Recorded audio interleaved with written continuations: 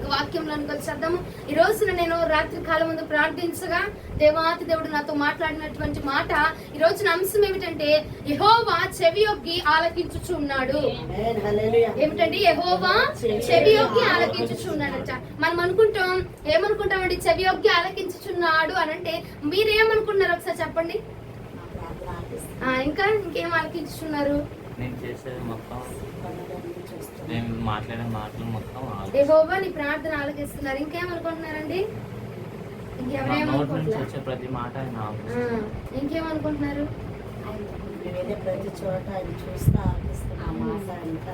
అది మనం ఏమనుకుంటామంటే యెహోవా చెవియొగ్గి ఆలకించుచున్నాడు అంటే మనము ఫస్ట్ గా మన మైండ్ లోకి వచ్చే మాట ఏమిటంటే మన ప్రార్థనలే గాని, మన విజ్ఞాపనలే గాని, మనం చేసే యాచనలే గాని, స్తుతులే గాని, స్తోత్రాలే గాని ఏమనుకుంటామంటే అదిగో దేవుడు భూమి మీదకి తన చెవియొగ్గి, ఆకాశము నుంచి భూమి మీదకి తన చెవియొగ్గి నా ప్రార్థన ఆలకిస్తున్నాడు, నా విజ్ఞాపన ఆలకిస్తున్నాడు, నా యాచనలు ఆలకిస్తున్నాడు. నేను దేనికోసం మనం చేస్తే దాన్ని నా ప్రభు ఆలకిస్తున్నాడు. లేదు అంటే విరోధి నా పట్ల ఏవైతే పలుకుతున్నాడో అది నా ప్రభు ఆలకిస్తున్నారు అని చెప్పి మనం అనుకుంటాం. కానీ ప్రియ సహోదరి సహోదరా, కానీ లేఖనం ఇలాగ చదివిస్తుంది చూడండి. మలాకీ గ్రంథము 3వ అధ్యాయం 16వ వచనం. మలాకీ గ్రంథము 3వ అధ్యాయం 16వ వచనం ఒకసారి తీసి చదువున్నాను. మలాకీ గ్రంథం త్వరగా 3వ అధ్యాయం 16వ వచనం. అప్పుడు యెహోవా యందు భయభక్తులు గలవారట ఒకరితో ఒకరు మాట్లాడుకుంటూ ఉండగా యెహోవా చెవియొగ్గి ఆలకించెను. మరియు యెహోవా యందు భయభక్తులు కలిగి ఆయన నామమును స్మరించుచు ఉండు వారికి జ్ఞాపకార్థముగా ఆయన సముఖమునందు రాయబడెను. చాలు, దేవునికి మహిమ కలుగును గాక. ఇక్కడ లేఖనం ఏం సెలవిస్తుందంటే ఎవరైతే యెహోవా యందు భయభక్తులు కలిగి ఉంటారో వారు చేసే సమస్తాన్ని అట ప్రభు ఆలకించుచు ఉన్నాడట. ఇంకా మనం చూస్తే మరియు ఆయన యందు ఎవరైతే శ్రద్ధ కలిగి, ఎవరైతే ఆయన యందు నమ్మకంగా ఉంటున్నారో, ఎవరైతే నీతిగా ప్రవర్తిస్తున్నారో, ఎవరైతే యెహోవాను నమ్మి ఏమండి మనం అనుకుంటాం మనకు అనుకూలముగా ప్రతిదీ జరగాలి అని చూసుకుంటాం. కానీ మనము ఎలా నడుచుకోవాలని దేవుడు చెప్తున్నాడంటే యెహోవా యందు భయభక్తులు కలిగి మనకు అనుకూలమైనప్పుడు ప్రార్థన పెట్టించుకోవడం, మనకు అనుకూలమైనప్పుడు ప్రార్థన చేసుకోవడం, మనకు అనుకూలంగా ఉన్నప్పుడు మోకరించడం కాదట. యెహోవా యందు భయభక్తులు కలిగి సమయమందును అసమయమందును కూడా నువ్వు ప్రతి వేళ కూడా ఎలా ఉండాలట? యెహోవా యందు భయభక్తులు కలిగి ఉంటే నీ మనవి ప్రభు ఆలకించబోతున్నాడు. అంటున్నాడు ఎవరికి అలాంటి వారికట ప్రత్యేకంగా ఒక జీవ గ్రంథాన్ని పెట్టి వారి పేరట అందులో లిఖించుచూ ఉన్నాడట. హల్లెలూయా. మనం అంశం ఏం చెప్పుకున్నామండి? యెహోవా చెవియొగ్గి ఆలకిస్తున్నాడు. మనం అందరం అనుకుంటామండి చాలా వరకు నా ప్రభువు నా విజ్ఞాపనలే ఆలకిస్తున్నాడు, నా ప్రార్థనలు ఆలకిస్తాడు. నేను ప్రార్థన చేయగానే వెంటనే నా ప్రార్థన ఆలకించేసి కిందకి దిగి వచ్చేసి నా ప్రార్థన ఆలకించేసి నేను చేసిన ప్రార్థనకి సమాధానాన్ని ఇచ్చేస్తా ఉంటారు, నేను చేసిన విజ్ఞాపనకి సమాధానం ఇస్తారు, నేను చేసే స్తుతులు అంగీకరిస్తా ఉంటారు, స్తోత్రాలు అంగీకరిస్తా ఉంటారు అని చెప్పి మనం అనుకుంటాం. కానండి ఆయన చెవియొగ్గి సమస్తాన్ని ఆలకించుచు ఉన్నాడట. నువ్వు చేసే ప్రార్థనలే కాదు, నువ్వు చేసే విజ్ఞాపనలే కాదు, నువ్వు ఇచ్చే స్తుతులే కాదు, నువ్వు చేసే పనులే కాదు, ఆ యాచనలే కాదండి. దేవుడట సమస్తాన్ని ఆలకించుచున్నాడు. ఒకరితో ఒకరు మాట్లాడే మాటలు కూడా నా ప్రభు వింటూ ఉన్నాడట. అమ్మా అక్కడ యెహోవా యందు భయభక్తులు కలిగి ఉంటే వారి మాట మాత్రమే దేవుడు వింటున్నాడంటే అందరి మాట ప్రభు ఆలకించుచు ఉన్నాడు. ఏమండి యెహోవా ప్రభుల వారంటే ఎవరికి భయం లేదు, ఎవరికి భక్తి లేదండి. కొంచెం గొప్ప అన్యులకైనా ఉంటది. అవునా కాదండి? అన్యులైనా నమ్ముతారు, అమ్మో దేవుడు ఆయన నమ్ముతారు, ఇలా అనుకుంటారు, దేవుడు కార్యం జరిగిస్తాడు అని చెప్పి విశ్వాసం ఉంటది వాళ్ళకి.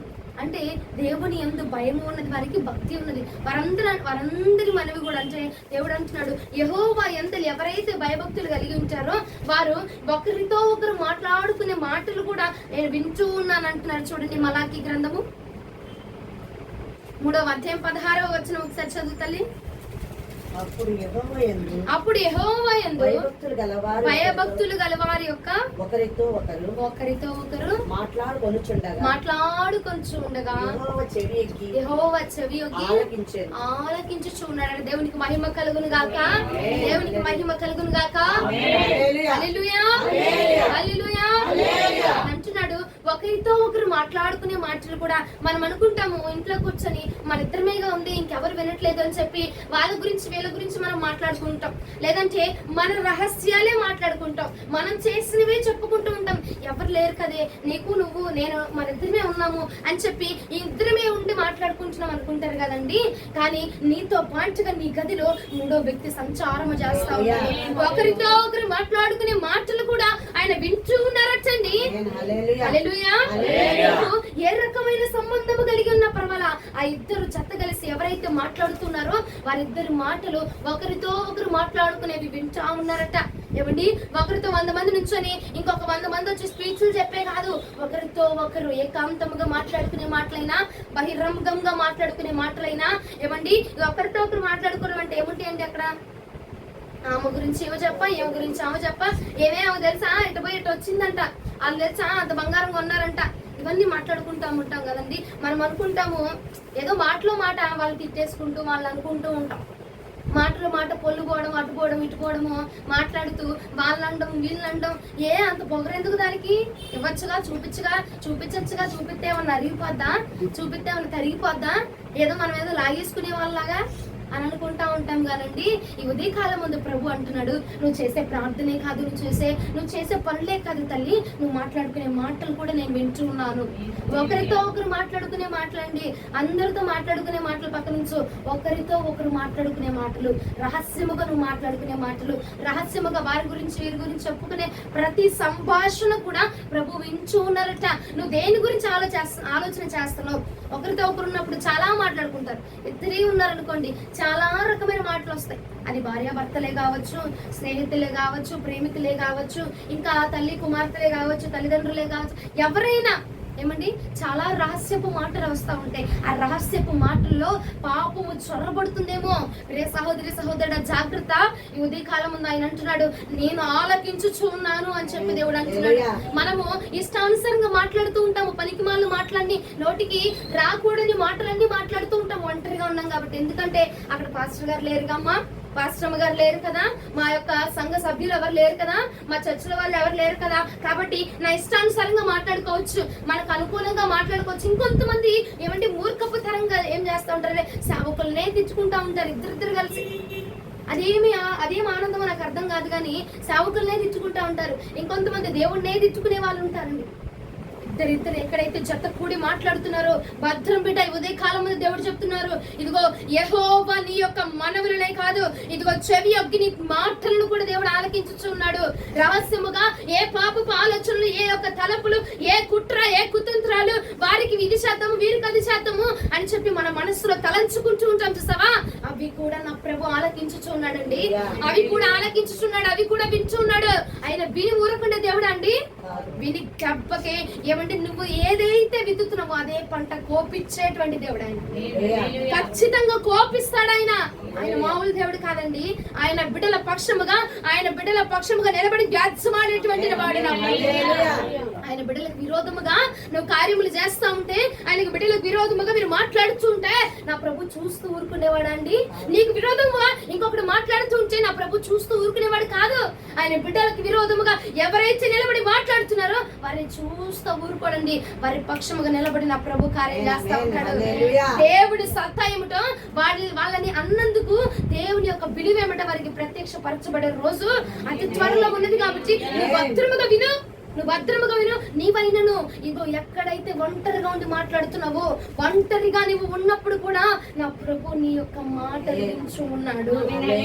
కాబట్టి మనం ఒంటరిగా ఉన్నాము, ఎవరు లేరులే అని చెప్పి చూడకూడనివి చూస్తాము, వినకూడనివి వినడము, మాట్లాడకూడనివి మాట్లాడడం ఏమండి. లేదు అంటే నీకు ఇష్టమైన వాళ్ళతో, ఆత్మీయులతో ఎవరైతే దగ్గరగా ఎవరైనా ఉన్నారనుకో ఏం చేస్తాం, మనకు రాకూడని మాటలు. ఇద్దరు స్నేహితులు కలిశారనుకోండి, అప్పుడు దాకా ఏమో పవిత్రముగానే ఉంటది. ఇద్దరు స్నేహితులు కలిశారనుకో ఏమైందండి, అందులో ఉన్న బురద వచ్చి ఇందులో పడింది. వాళ్ళలో ఉన్న మాటలు వచ్చి వీళ్ళలో పడతా ఉంటాయి. కాబట్టి అండి ఇద్దరు ఏకముగా కూడి మాట్లాడుతున్నప్పుడు భద్రముగా ఉండు. నా ప్రభు అంటున్నాడు ఈ ఉదయ కాలం ముందు ఈ మాటలు నేను వింటున్నా. అది ఎలాంటి మాట అయినా సరే, నువ్వేం మాట మాట్లాడుతున్నావు, ఎవరి గురించి ఏం పలుకుతున్నావు, ఆ మాట నేను వింటూ ఉన్నాను. జాగ్రత్తగా ఆలోచించేయండి. ఏమండి, ప్రతిదీ ప్రభు ఆలకిస్తున్నాడు. కాబట్టి నీ నోటి మాటను కూడా నువ్వు భద్రముగా కాచుకోవాలా. నీ నోటి మాట కూడా వంకరపు మాటలు మాట్లాడుతూ ఉంటాము. ఏమండి, అనవసరమైన మాటలు మాట్లాడుతూ ఉంటాము. వంకరగా ఇగో దేవునికి ఇష్టం లేనటువంటి వ్యర్థపు మాటలు, బూతు మాటలు, పనికి వాళ్ళ మాటలు మన నోటి నుంచి వెలువడతా ఉంటాయండి. ఆ మాటలన్నీ కూడా నువ్వు అంటున్నావు కాబట్టి జాగ్రత్త. ఆ మాటలు వింటున్న దేవుడు ఉన్నాడు. ఆయన విని ఊరకుండే దేవుడు కాదు. తీర్పులో ఆ మాటలు బయటికి లాగి దానికి లెక్క ప్రకారంగా తీర్పు ఇవ్వబోతూ ఉన్నాడండి. కాబట్టి ఏమండి, ఇద్దరమే ఉన్నాము, ఒక్కదాన్నే ఉన్నారు, ఎవరు లేరులే అని చెప్పి మన ఇష్టానుసారంగా కాదు, నిన్ను గమనించే వాడు ఇంకొకడు ఉన్నాడు. కాబట్టి భద్రముగా చేసుకొని ప్రవర్తించు. నిజమేనా, ఆయన వింటాడా అని మీకు డౌట్ రావచ్చేమో. చూడండి, మార్కు సువార్త 9వ అధ్యాయం 34-35 వచనాలు ఒకసారి చదవండి. మార్కు సువార్త 9వ అధ్యాయం 34-35 వచనాలు. ఇంత ఉన్నప్పుడు మార్గమున మీరు ఒకరితో ఒకరు దేనిని గూర్చి వాదించుచుంటిరని వారిని అడుగగా వారు ఊరకుండిరి. అప్పుడు ఆయన కూర్చుండి 12 మందిని పిలిచి, ఎవడైనను మొదటి వాడై ఉండబోరిన ఎడల వాడందరిలో కడపటి వాడును అందరికి పరిచారకుడై ఉండవలనని చెప్పి ఒక చిన్న బిడ్డను తీసుకొని వారి మధ్య నిలవబెట్టి వారిని ఎత్తి కౌగిలించుకొని, ఇట్టి చిన్న బిడ్డల్లో ఒకరిని నా పేరట చేర్చుకున్నవాడు నన్ను చేర్చుకొను, నన్ను చేర్చుకున్నవాడు నన్ను కాక నన్ను పంపిన వారిని చేర్చుకొనని వారితో చెప్పెను. దేవునికి మహిమ కలుగును గాక. హల్లెలూయా, హల్లెలూయా, హల్లెలూయా. సరుడు చతుర్పైకి హల్లెలూయా చెప్తామా? హల్లెలూయా. దేవునికి మహిమ కలుగును గాక. ఈ ఉదయ కాలం ముందు మీరు చూస్తున్నారా లేదండి? నేను అక్కడ ఏమైనా కల్పించి చెప్పానా? ఆయన యేసు ప్రభుల వారు ఇంట్లో ఉన్నారట. శిష్యులు వస్తా దారిలో అనుకుంటున్నారు, నువ్వు గొప్ప నేను గొప్ప, నువ్వు ఫస్ట్ నేను ఫస్ట్, నువ్వు గొప్పడమా నేను గొప్పడినా అని తర్కించుకుంటూ వాదించుకుంటూ మాట్లాడుకుంటూ వస్తున్నారట. అది గమనించిన యేసు ప్రభుల వారు ఒకసారి అంటున్నారు, మీరు మార్గము మధ్యలో దేని గురించి విచారిస్తున్నారు నాన్న? దేని గురించి మీరు వాదించుకుంటున్నారు? ఎవరు గొప్ప, ఎవరు మొదటి వారు, ఎవరు కడపటి వారు ఎవరు అని చెప్పి మీరు ఎందుకు వాదించుకుంటున్నారు? ఎందుకు మీరు గొప్ప భేదాభిప్రాయాలు చూపించుకుంటున్నారు? మొదటిగా ఉండాలనుకున్నవాడు కడపటిగా ఉండబోతున్నాడు, కడపటిగా ఉండాలనుకున్నవాడు మొదటిగా ఉండబోతున్నాడు అని చెప్పి ప్రభు తీర్పు ఇచ్చినాడండి. అక్కడ దేవుడు మాట్లాడి ఉన్నారు. ఏమండి, ఆయన ఎక్కడో ఉన్నారు, వీళ్ళు ఎక్కడో ఉన్నారు, వీళ్ళు ఏదో మాట్లాడుకుంటున్నారు. అయినా ప్రభు విన్నారా వినలేదా అండి? ఆయన యెహోవా మాట చెవి యొక్కి ఆలకించుచూ ఉన్నాడు. యేసుక్రీస్తు ప్రభుల వారు కాదు, యెహోవా విని యేసుక్రీస్తు ప్రభుల వారికి చెప్పగా ప్రభుల వారు అడుగుతున్నారు, ఏయా రైతులా ఏంటి దారి మధ్యలో వస్తూ మాట్లాడుకుంటారేంటి? ఎవరు ఎక్కువ ఎవరు తక్కువ, ఎవరు కొలతలు వేసుకుంటున్నారు ఏంటి నాన్న? కొలతలు ఏ బాగుండి, కొలతలు వేసే దేవుడు ఉన్నాడు. మీరేం కొలుసుకోవాల్సిన అవసరంలా. మీ కొలతల ప్రకారంగా మీ స్థానంలో దేవుడు నిర్ణయించి పెట్టాడు కాబట్టి మీరేం కొలుసుకోవాల్సింలా అని చెప్పి దేవుడు దానికి సమాధానాన్ని బయలుపరుస్తూ ఉన్నారు. ప్రియ సహోదరి సహోదరుడా, కాబట్టి ఈ ఉదయ కాలం మంది ఒక్కటే నేను చెప్తూ ఉన్నాను, యెహోవా ఒకరితో ఒకరు మాట్లాడుచుండగా చెవి యొక్కి ఆలకించుచున్నాడు. మాటలు భద్రం, అందులో పాపము చొరబడకుండా, అపవాది చొరబడకుండా. అపవాదిగాడు ఏం చేస్తా ఉంటాడంటే ఆ మాటల ద్వారా దేవుడికి నిన్ను పట్టిద్దాము అని చెప్పి, ఆ మాటల ద్వారా దేవుడికి నిన్ను ఒక హీనుడిగా చూపిద్దామని చెప్పి అపవాది ఎక్కడ నీకు అవకాశం దొరికిద్దా, ఎక్కడ వాడికి అవకాశం దొరికిద్దా, ఏ మాటతో నేను పడేద్దామా? ఏమండి, వాళ్ళ గురించి వీళ్ళ గురించి చెప్పుకుంటా ఉంటాము, వాళ్ళకి అలాగే జరగాలి, ఎందుకంటే మమ్మల్ని అన్నారు కదా, మిమ్మల్ని కాదులే, వాళ్ళకి అలాగే జరగాలి, వీళ్ళకి ఇలా జరగాలి మనం అనుకుంటూ ఉంటాం న్యాచురల్ గా. ఎందుకంటే మనం మనుషులం కాబట్టి, మనం మానవులం కాబట్టి ఏమనుకుంటాం, వాళ్ళకి అలాగే జరగాలి, ఎందుకు నన్ను అన్నారు కదా, నేనేంటో నాకు తెలియాలి కదా అని అనుకుంటాం. ఇంకేమనుకుంటామంటే వాళ్ళు బాగా ఇదైపోతున్నారు రా, మనకంటే ఇదైపోవడం ఏంటి, మనం ప్రార్థనా పరులము, ప్రార్థన చేస్తూనే ఉన్నాము, అయినా మనం ఇదేం అవ్వట్లా, దేవుడు వాళ్ళకి కృపిస్తున్నాడేమో కానీ ఎంతవరకు దీపిస్తాడో కానీ, ఎంతవరకు రేవుతరులో కానీ అని అనుకుంటా ఉంటామండి. జాగ్రత్త, భద్రం బిడ్డ. ఆ మాటలు కూడా ప్రభు వింటా ఉన్నారు. మనం అనుకుంటాము మామూలుగా ఊరకనే మాట్లాడుకున్నాం కదా అనుకుంటాము, చిన్న చిన్న మాటలు కూడా నా ప్రభు పట్టుకొని దాన్ని బట్టి తీర్పులోకి లాగబోతున్నాడమ్మా. కాబట్టి ఆ పాపము, నీ నోటి మాటలు ఎందు పాపము రాకుండా రహస్యపు మాటలు రాకుండా, రహస్యపు కోరికలు రాకుండా, ఏమండి ఆ యొక్క ఇచ్చలు రాకుండా నువ్వు నీ మాటలు భద్రముగా కాపాడుకోవాలా. నీ మాటలు భద్రముగా కాచుకోవాలి. ఉదయకాలం ముందు యెహోవా ఆలకించుచున్నాడండి. యెహోవా ఆలకించుచున్నాడు. ఆయన ఖడ్గము నీ మీద దుయ్యక మునిపే మనం ఏం చేయాలా? మనం మాటలు కొలుచుకోని అవసరం. నీ కొలతలు, నీ స్థానం ఏదో, నీ స్థితి ఏదో నా ప్రభువుకు తెలుసు. ఏమండి నీ విధి ఏంటో, నీ విధానం ఏంటో, నీకు ఏ కొలత ఇచ్చాడో, ఏ కొలతలు నిన్ను నిలబెట్టాలనుకుంటున్నాడో అది ఆయనకి తెలుసు.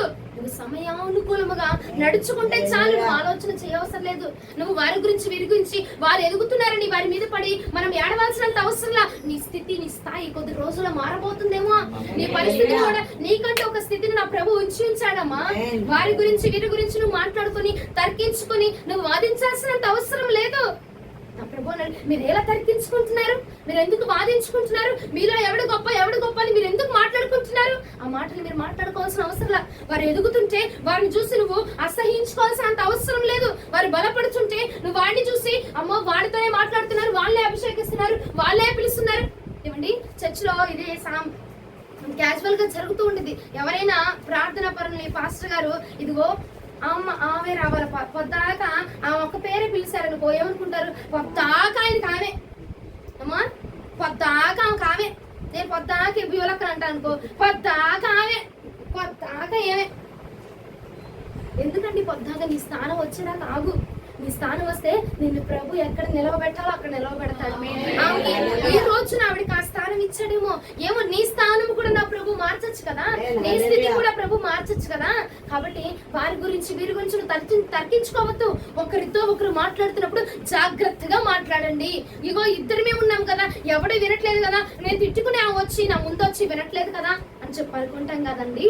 కానీ ప్రభు వింటున్నాడమ్మా, ప్రభు వింటున్నాడు. మనం ఏం చేస్తామంటే క్రైస్తవులము, ముదిరిపోయిన క్రైస్తవులం కాబట్టి ఏమ్మా మనసులో ఆమెను తిట్టేసుకుంటాము. బయట వ్యక్తి కనబడగానే ఏం చేస్తాము? బాగున్నావా, అసలు చూడగానే నాకు చాలా ఆనందం వేస్తుంది. ఏమండి మురిసిపోయే మాటలు, మురిపించేటువంటి మాటలు మాట్లాడుతూ ఉంటే దేవుడు అంటున్నాడు, నేను చూస్తున్నాను, ఆ మాట కూడా నేను వింటున్నాడు, ఆ మాట కూడా ఆలకిస్తున్నాను, నా చెవిన పడుతూ ఉన్నదే, నా చెవిన పడుతుంది. కాబట్టి నీకు ఆ తీర్పు నేను తీరుస్తా. ఆ కొలతతో కొలిచావు కదా, ఆ కొలత నేను మరలా నీకు తీసుకొచ్చి నేను కొలుస్తా. ఆ స్థితికి తప్పకుండా మనకు వస్తుందండి. మనము ఏ మనసుతో మనం వారిని పలకరిస్తున్నామో అదే మనసు దేవుడు వారికి ఇస్తే నీ స్థితి ఏమైపోద్ది, మన పరిస్థితి ఏమైపోద్దండి. ఇదే విషయం కాదు, చాలా విషయాల్లో ఇలాగనే మాట్లాడుకుంటూ ఉంటాం. ఒక వ్యక్తి మీద మనకు కోపం ఉంటది, ఒక వ్యక్తి మీద మనము అసూయ ఉంటది. ఎందుకంటే మనుషులం కదండి. మనకి దేవుడు పెట్టిన నైజం అది. ఏమండి దేవుడు పెట్టిందే అది, ఆ గుణమే మనకు అది. అసూయ, కోపము, ఎదుటి వారిని చూస్తే తట్టుకోలేకపోవడము, ఇలాంటి గుణాలు మనలో ఉంటాయి. కానీ మనము క్రీస్తు యొక్క రక్తము చేత కడగబడ్డాం కాబట్టి అవన్నీ మనం వదులుకోవాలండి.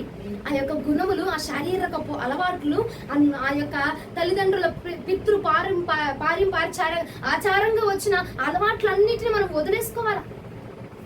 ఆచారంగా మన తల్లిదండ్రుల నుంచి, వారి ముత్తాతల నుంచి మనకి ఆచారంగా ఆ యొక్క ఆలోచనలు కొన్ని వస్తూ ఉంటాయి, కొన్ని మాటలు మనకు వస్తూ ఉంటాయి. అవన్నిటిని మనం ఏం చేయాలండి? వదులుకోవాలా. నీ మనసులో ఎలా ఉన్నదో నువ్వు బయటకు అలాగా ప్రవర్తించాలి. హల్లెలూయా, హల్లెలూయా. మీరు ప్రవర్తించరా? ఏ ఒక్కరు కూడా హల్లెలూయా చెప్పట్లా. మనసులో ఒకటి ఉంచుకొని బయటకు ఒకటి మాట్లాడతారు కదా, అందుకే ఎవ్వరు హల్లెలూయా అని చెప్పదు. మనసులో ఏమున్నదో బయటికి అదే మనం ఇక్కడ నుంచి మాట్లాడదుము గాక. హల్లెలూయా. అంటే ఇందాక నువ్వు ఇక్కడి నుంచి అని చెప్పలేదు అక్క, ఇప్పుడు చెప్పావు అంతేనా? ఇక్కడి నుంచి అని ఇందాక చెప్పలేదు అమ్మగారు, ఇప్పుడు చెప్పారు మీరు అని అంటారా? ఇక్కడ నుంచి మనం అలాగా ఉండాలండి. ఎందుకంటే ఇన్ని రోజులు మనకు తెలియలేదేమో, కానీ ఈ ఉదయకాలం ముందు దేవుడు మనకు బయలుపరుస్తున్నాడు కదా. నీ నోటి మాటలు అది ఏ పాపము దాగి ఉంటుందో దాన్ని పొడిచి వేసుకో. మనం మానవులమే, కరెక్టే, మనకు అవి ఉంటాయి. కానీ క్రీస్తు యొక్క రక్తం చేత మనం కడగబడ్డాం కాబట్టి అవన్నీ తుడిచివేయబడాలండి. ఇక ఆ యొక్క ఆలోచనలే కానీ, ఆ ఆచారాలే కానీ, ఆ పద్ధతులే కానీ, ఆ కుళ్ళు, ఆ కుతంత్రాలు, ఆ మాటలు అవేమి ఉండకూడదు. ఇక నువ్వు పరిశుద్ధురాలిగా ప్రభువుకి కనబడాలా.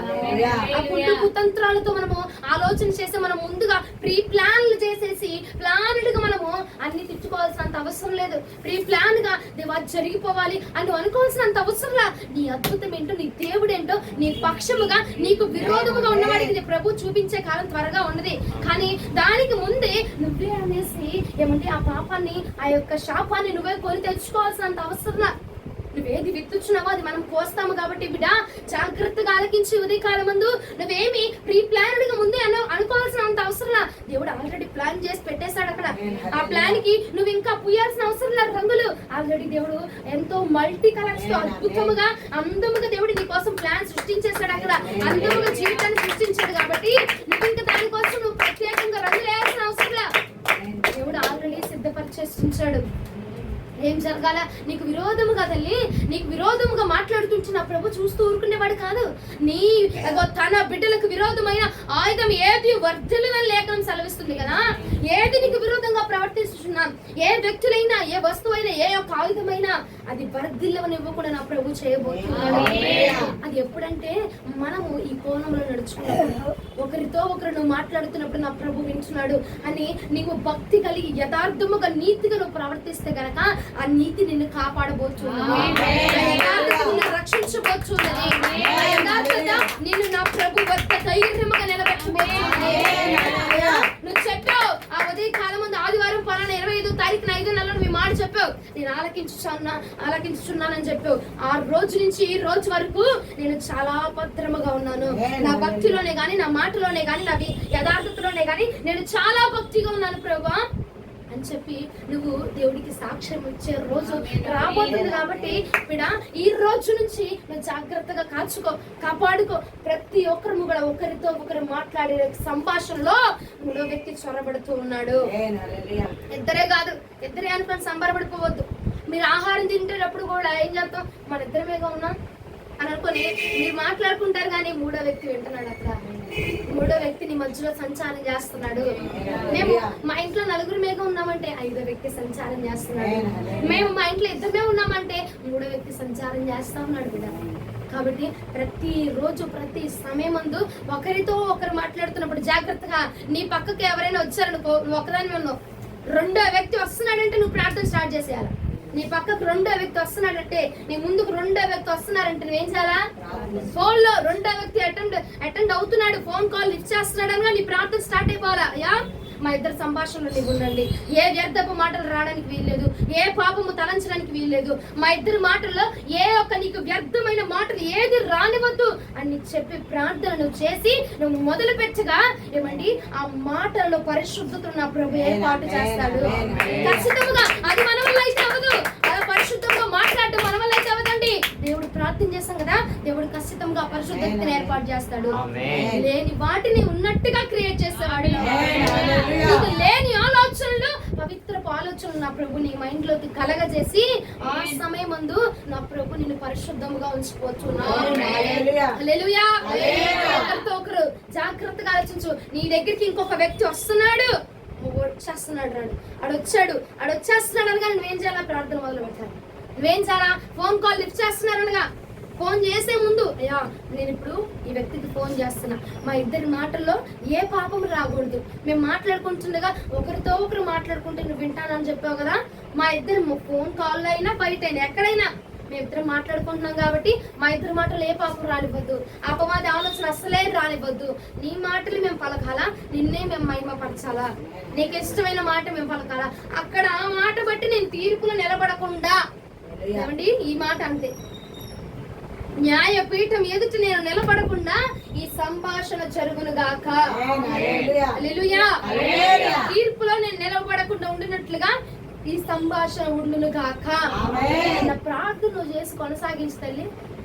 మనమైతే మాట్లాడలేమండి నిజంగా అంత పరిశుద్ధ మాటలు పాపం రాకుండా. ఎందుకంటే మనం మానవులము, మనుషులం కాబట్టి మన నైజం అదే. ఏదన్నా ఇదేందరకు తిట్టుకుంటాం, మాట్లాడుకుంటాం, ఏంటి అట్ట వచ్చింది, ఏంటి అట్ట పోయింది, నేసుకొని వచ్చింది అని అనుకుంటాం, మానవులం కాబట్టి. ఈ వాక్యం ప్రభు నాకు చూపించినప్పుడు నేను అది అనుకున్నాయా, నా మాటల్లో పరిశుద్ధత ఉంచండి, నేను ఎవరితో అయినా మాట్లాడుతున్నప్పుడు నేను పరిశుద్ధంగా మాట్లాడటానికి సహాయం చేయండి. ఒకరితో ఒకరు మాట్లాడుతున్నప్పుడు చాలా భద్రంగా ఇదే ప్రార్థన చేయి. నీ యొక్క మాటలో నా ప్రభు పరిశుద్ధత ఉంచబోతున్నాడు. హల్లెలూయా. దేవునికి మహిమ కలుగును గాక. మొదటి మాట ఏం చెప్పాము? ఒకరితో ఒకరు మాట్లాడే మాటలు వింటున్నాడు, యెహోవా చెవి యొక్క ఆలకించుచున్నాడు అని అంశం చెప్పాం. అందులో మొదటి మాట ఏంటిది? ఒకరితో ఒకరు మాట్లాడుకునే మాటలు అయినా వింటున్నాడు. రెండో మాట చూపిస్తాను చూడండి. మలాకి గ్రంథము 3వ అధ్యాయం 13వ వచనం. మలాకి గ్రంథం 3వ అధ్యాయం 13వ వచనం. యెహోవా సెలవిచ్చినదేమనగా నన్ను గూర్చి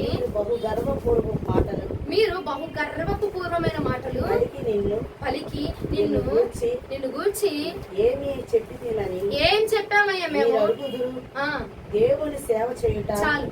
నేను ఏమంటున్నాడంటే మలాకి గ్రంథం 3వ అధ్యాయం 13వ వచనంలో మీరు యెహోవా నామం పేరట యెహోవాను గురించి నన్ను గురించి బహు గర్వపు పూర్వమైన మాటలు పలికి మళ్ళీ ఏమంట? అయ్యా నేను ఎప్పుడు నిన్ను తిట్టాను ప్రభా? ఎప్పుడు నేను గర్వంగా మాట్లాడానయ్యా? నా నోటి మాటలు అలాంటి మాటలు ఏమైనా ఉన్నాయా? అసలు లేవు కదా ప్రభా. నేను ఎప్పుడు తిట్టానయ్యా నిన్ను? గర్వపు మాటలా అంటే ఏంటి ప్రభా? అసలు నేను ఎప్పుడు మాట్లాడాను? ఏమండి, తప్పకుండా అలా అంటూనే ఉంటాం. అది గ్రహించిన దేవుడు అంటున్నాడు, నువ్వు గర్వపు మాటలు మాట్లాడి మళ్ళీ నేను ఎప్పుడు అన్నానయ్యా, మళ్ళీ నేను ఎప్పుడు చేశానయ్యా అని చెప్పి అంటూ ఉంటున్నావు కదా, ఆ మాటలు కూడా నేను వింటున్నాను. నువ్వు పలికే గర్వపు మాటలు కూడా, అహంకారముతో కూడిన మాటలు కూడా నేను వింటూ ఉన్నాను. కాబట్టి ఆ మాటలు మాట్లాడేటప్పుడు బహు జాగ్రత్తగా మాట్లాడు. మొదటిగా ఒకరితో ఒకరు మాట్లాడుతున్నా వింటున్నా, అయిపోయింది. ఈ రెండో స్టెప్ ఏంటి? నువ్వు మాట్లాడే గర్వపు మాట. నేనేం చేస్తున్నా? ఏం ప్రయోజనం లేదు. చేస్తున్నానే, పిలిచానే, చేస్తున్నానే, కానీ ఏం అవ్వట్లా. నేను చేస్తున్నాను కానీ ఏంటో మనల్ని మనం హెచ్చించిపోతా ఉంటాం, మనకు మనమే అతిశయించిపోతా ఉంటామండి. నేను లేనిది అవ్వదు, నా వల్లే అయ్యుద్ది, నేను చేస్తూనే ఉన్నాను, ఏంటో అసలు కానీ అవ్వట్లేదు అని గర్వపు మాటలు ప్రభు వింటున్నాడండి. ఉపయోగం లేని మాటలు ప్రభు వింటున్నాడు. కాబట్టి ప్రియ సహోదరి సహోదరా, నువ్వు పలికే ప్రతి మాట కూడా దీనత్వముతో ఉండే మాట మనం మాట్లాడాలి. దీనత్వముగా మనం మాట్లాడాలండి. మనల్ని మనం తగ్గించుకోవాలా. ఇగో లేఖనం ఇలా సెలవించుచున్నది, ఎవరైతే నువ్వు తగ్గించుకుంటే ప్రభు నిన్ను హెచ్చించబోతున్నాడు. తగ్గించుకున్న వాడిని ప్రభు హెచ్చించబోతున్నాడు. ఎవడైతే హెచ్చించబడుతున్నాడో వాడు తగ్గించబోతున్నాడు అండి. ప్రతి మాటలు కూడా మనల్ని మనం తగ్గించుకోవడానికే చూద్దాము. ప్రతి సందర్భంలో కూడా నువ్వు తగ్గించబడ్డావు అనుకో, నా ప్రభువు మరుసటి రోజు నిన్ను లేవనెత్తబోతున్నాడు. మరుసటి రోజు నిన్ను హెచ్చిస్తాడండి. ఉన్నదిలే అని చెప్పి హెచ్చుకుపోవద్దు, లేదని చెప్పి తగ్గించుకోవద్దు. మనము ఉన్నా లేకపోయినా ఎలా ఉండాలా? ఒకే విధానంలో ఉండాలా. నువ్వు నీ నోటి మాట కూడా ఎలా ఉండాలా? ఒకే విధానముగా తగ్గించుకొని దీనత్వముతోనే ఉండాలా. ఓకే, నన్ను అన్నారు కదా, పర్వాలేదు, ఓకే, దేవుడు మమ్మల్ని దీవించును గాక అని చెప్పి ఆ మాట నీ నోటి నుంచి, నోటిలో ఇది వాక్యం చెప్పారు కదా అనేయాలి అని చెప్పి కాదు, నీ యొక్క అది హృదయపూర్వకంగా మాట రావాలా. నీ స్వాభావికముగా ఆ మాట మన హృదయముల నుంచి వచ్చినప్పుడు అండి దేవుడు ఖచ్చితంగా నేను క్షమించబోతున్నాడు. మాటలు ఇక రానివద్దు. మనం అనుకుంటాం వాక్యం వినేస్తాం కదా, అక్క చెప్పేసింది కదా, అమ్మగారు చెప్పేశారు కాబట్టి ఆవిడ చెప్పింది కాబట్టి మనం ఇలా మాట్లాడాలి అని చెప్పి ఆలోచన పూర్వకంగా వద్దు, హృదయపూర్వకంగా నువ్వు మాట మాట్లాడినప్పుడు అండి ఆ మాటని, నీ గర్వపు మాట నీ నోట రాకుండా నా ప్రభు చేస్తా ఉంటాడు. హల్లెలూయా. సరే, హృదయపూర్వకంగా పలకమన్నావు. అసలు నా పుట్టుకతోనే అది లేదు కదా, ఎట్లా వచ్చింది ఇప్పుడు? ఏమండి, మనం మనుషులం, మన పుట్టుకతోనే అది లేదు, దీనత్వం అనేది లేదు. మరి ఇప్పుడు ఎలా వచ్చిందంటే ఈ వాక్యం ఉన్నావు కదా, ఈ వాక్యం నువ్వు ఏం చేయాలా? రాసుకొని ఇంటికెళ్ళి ప్రార్థన చేయాలయ్యా. గర్వపు మాటలట అవి నేనకైతే నేను మాట్లాడట్లేదు, నాకు తెలియకుండా అపవాది నన్ను శోధించడానికి, నన్ను పడత్రోయడానికి ఏమైనా మాట్లాడుతూ ఉంటే గనక అయ్యా ఆ మాటలు ఈ రోజంతా, ఈ పూటంతా నా నోటి నుంచి రానివ్వకుండా అవి నేను గ్రహించి దాన్ని దాటుకొని నేను వెళ్ళినట్లుగా నాకు మీరు సహాయం చేయండి అని నేను ప్రార్థన చేసి గనక ఏమంటే ప్రతి సంభాషణ మొదలు పెడితే దేవుడు నిన్ను విజయవంతంగా పాపములు చొరబడుకుని నా ప్రభు చేయబోతున్నాడు. ఆ పాపము, ఆ మలినమైన తాకుకుండా నా ప్రభు చేయబోతున్నాడు. మనము మన నైస్మది ఏంటంటే మర్చిపోయి మాట్లాడేస్తా ఉంటాం. అదే నువ్వు ప్రార్థన చేస్తావు అనుకో, అది నువ్వు అప్లికేషన్ పెట్టేసావు అనుకో, నువ్వు పెట్టిన అప్లికేషన్ ఆల్రెడీ వాళ్ళ దగ్గర ఉంది కాబట్టి నువ్వైనా మర్చిపోవచ్చు. కానీ అప్లికేషన్ పెట్టావు కాబట్టి వాళ్ళు మర్చిపోతారా?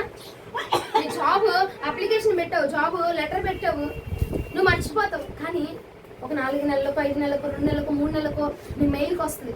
నువ్వు మర్చిపోయావు, ఓహో నేను ఆ రోజు పెట్టాను కదా మెయిల్, ఓహో ఇగో ఈ రోజు వచ్చింది ఈ ఆఫర్ అని చెప్పి మనం జ్ఞాపకం చేసుకుంటా ఉంటాం. అలాగే నువ్వు ప్రార్థన అనే మెయిల్ పెట్టావు, అక్కడ ప్రార్థన అనే ఆ లెటర్ పెట్టావు కాబట్టి నువ్వు అక్కడ పెట్టేసావు ఆల్రెడీ.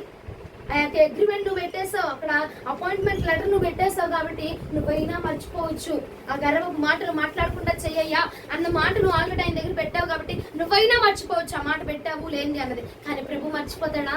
మర్చిపోరు. కాబట్టి నువ్వు చేసిన ప్రార్థన యావత్తు నా ప్రభు జరిగిస్తాడని, నువ్వు చేసింది యావత్తు నా ప్రభు నెరవేరుస్తా ఉంటాడు.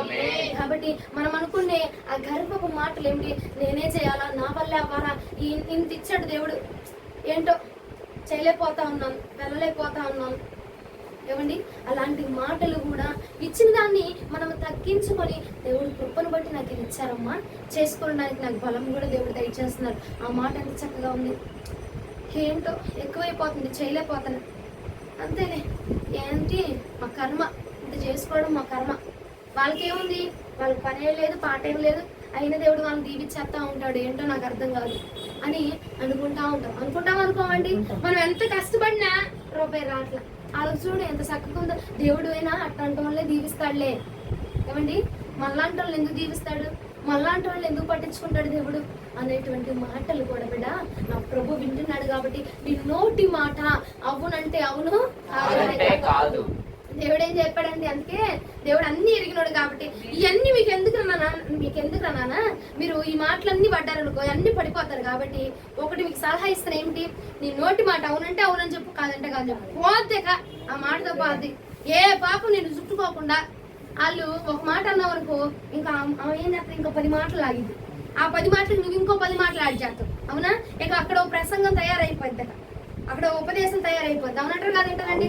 అందుకే దేవుడు అన్నాడు, తెలివైన దేవుడు అండి, నిజంగా జ్ఞానం కలిగిన దేవుడు. అసలు ఆయనకి నిజంగా 10 వందనాలు ఆయనకి మాత్రం.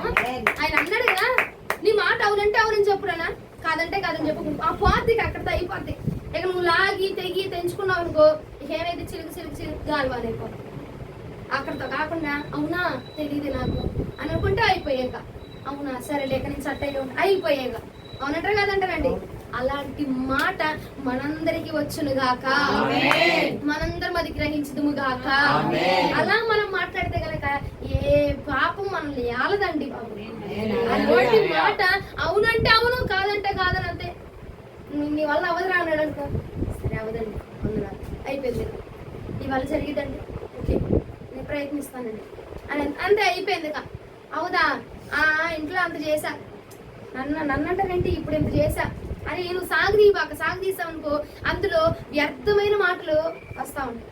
విస్తరించబడిన మాటల్లో ఏముంటదంట, విస్తరించబడిన మాటలు, విస్తారంగా నువ్వు ఎన్నెన్ని మాటలు మాట్లాడతావు, అందులో ఏముంటుంది, దోషం తప్పకుండా ఉండిద్ది, పాపం తప్పకుండా ఉండిద్ది. ఒక మాట కాకపోయినా ఇంకొక మాట అయినా అందులో పాపం ఖచ్చితంగా యాడ్ అయింది. కాబట్టి విస్తరించి మాట్లాడడానికి మనం ప్రయత్నించొద్దు.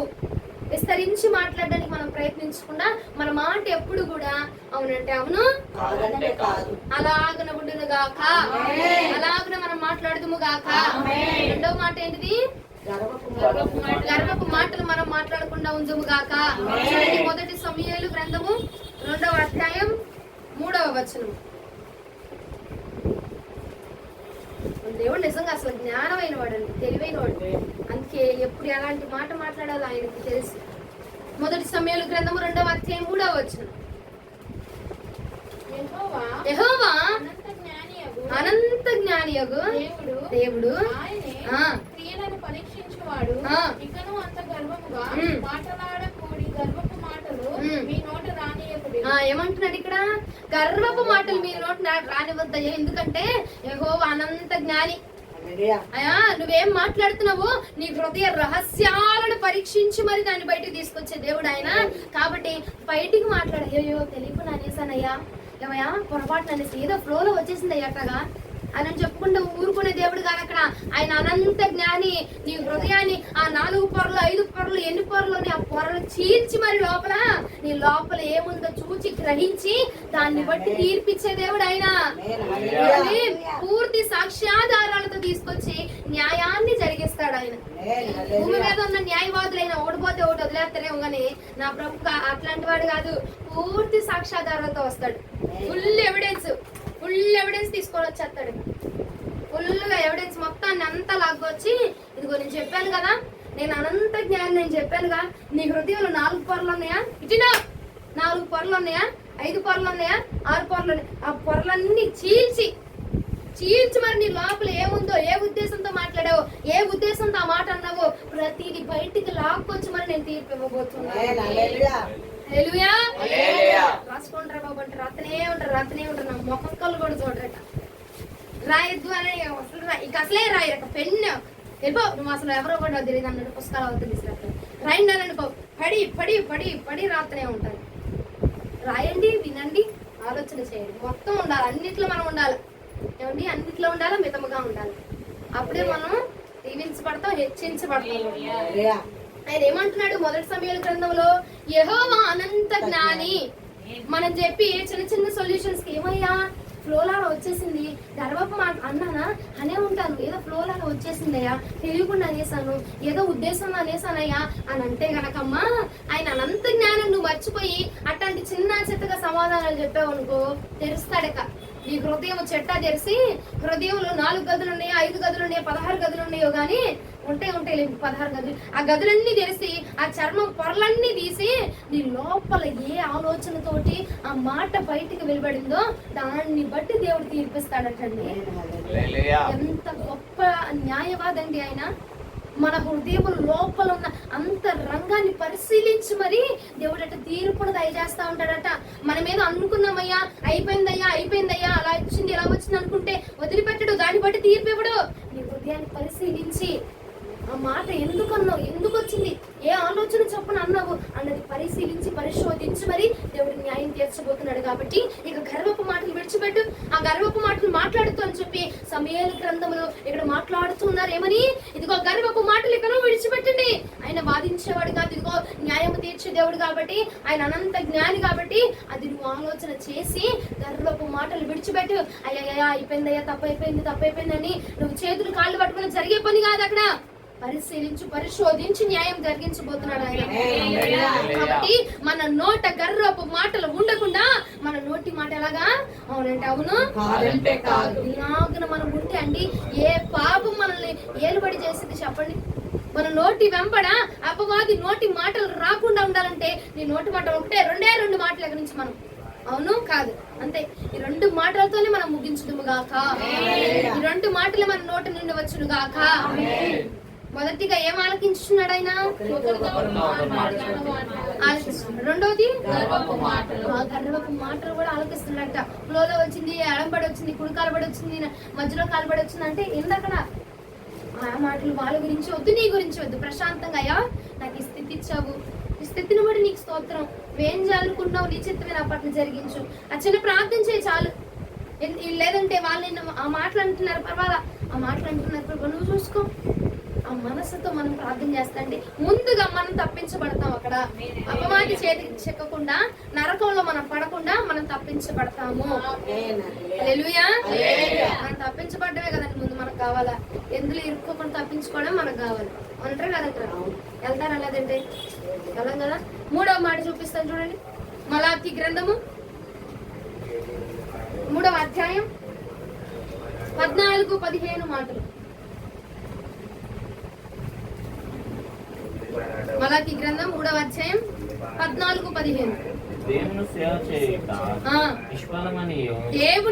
చేయుట నిష్ఫలమనియు ఆయన ఆజ్ఞలను గైకొని సైన్యములకు అధిపతి యెహోవా సన్నిధిని మనం యుక్తకాంతులుగా తిరుగుట వలన ప్రయోజనమేమి అని గర్విష్ఠులు ధన్యులగుతారనియు, యెహోవాను శోధించు దుర్మార్గులు వర్ధిల్లుదురనియు, వారు సంరక్షణ పొందుదురనియు మీరు చెప్పుకొనుచున్నారు. దేవునికి మహిమ కలుగును గాక. ఇందాక నేను చెప్పాను కదా, అయ్యా దుర్మార్గులు నేను దూషించాలి, నువ్వు దీవిస్తావులే ప్రభా. అయ్యా మేము సేవ చేస్తున్నాం, ఏం ప్రయోజనం ఉంది? నీ పని చేస్తున్నాం, ఏం ప్రయోజనం ఉంది అయ్యా? దుర్మార్గులు మేము నీ సేవ చేస్తున్నా అది నిష్ఫలమే, ఉపయోగంలే. ఇంత పరిచర్య చేస్తున్నాను, ఏం ప్రయోజనం? అన్ని మాటలు వస్తున్నాయి నాకు.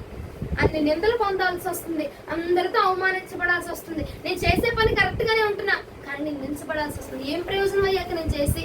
అయ్యా చెయ్యని వాళ్ళు బాగున్నారు కదా ప్రభా, చేత్తా నేను తిట్లు పడాల్సి వస్తా ఉంది, చేత్తా నేను హేళన చేయబడాల్సి వస్తా ఉంది, చేస్తూ మాట పడాల్సి వస్తా ఉంది. అంతేలే ప్రభా, నువ్వు వాళ్ళనే దీవిస్తావు. దుర్మార్గుల్ని దీవించే దేవుడవు, దుర్మార్గుల్ని దీవిస్తావులే ప్రభా, నిన్ను దూషించి వారిని హెచ్చిస్తావులే ప్రభా. అలాంటి ప్రయోజనము లేని మాటలు ఇక విడిచిపెట్టు. ఆ మాటలు నేను వింటున్నాను కాబట్టి ఆ మాటల ప్రకారంగా తీర్పు రానివ్వక, ప్రయోజనం లేని మాటలు విడిచిపెట్టు. ఆ ప్రయోజనం లేని మాటలు నేను వింటున్నా, వాడినే దీవించే కాడికి ఇక నిన్నెందుకు నేను ఏర్పాటు చేసుకుంటాను? ఏమండి, దుర్మార్గుల్ని దీవించే కాడికి, దుష్టులను నేను హెచ్చించే కాడికి నిన్నెందుకు నా పరిసరకు లేకుంటాను? నిన్నెందుకు నా సేవ చేపించుకుంటాను? మనం అంటా ఉంటాం కదా, ఆయన సేవ చేస్తున్నాను, ఆయన సేవ చేస్తాను, నిష్ఫలమైపోతుంది, ప్రయోజనం లేకుండా పోతుంది, ఉపయోగం లేకుండా పోతా ఉంది, దీవించబడలేకపోతున్నాం, దీవెన రావట్లేదు, చేస్తూనే ఉన్నాం, అవ్వట్లేదు. ఇలాంటి ప్రయోజనం లేని మాటలు, వ్యర్థమైన మాటలు మన నోటి నుండి రాకుండా ప్రభువు కాచును గాక. హల్లెలూయా. మూడవ మాట, ప్రయోజనం లేని మాటలు కూడా ప్రభు వింటున్నాడట. ఉపయోగం లేని మాటలు, అవసరం లేని మాటలు, వ్యర్థమైన మాటలు, పనికి మళ్ళ మాటలు. అంటే ఆ మాటల వల్ల మనకు ఉపయోగం ఏముండదు. ఇప్పుడు నువ్వు ఏమంటున్నావు? దుర్మార్గుల్ని దీవిస్తావు ప్రభు అంటున్నావు. ఆ మాట వల్ల నీకేమైనా ఉపయోగం ఉందా? దుష్టుల్ని దీవించే దేవుడు హెచ్చిస్తావులే, అంతేలే ప్రభా, మమ్మల్ని ఏం దీవిస్తావు? అలాంటి వాళ్ళనే నువ్వు దీవిస్తావు ప్రభా. ఆ మాట వల్ల నీకేమైనా ఉపయోగం ఉందా? నీకేమన్నా దీవెన ఉందా?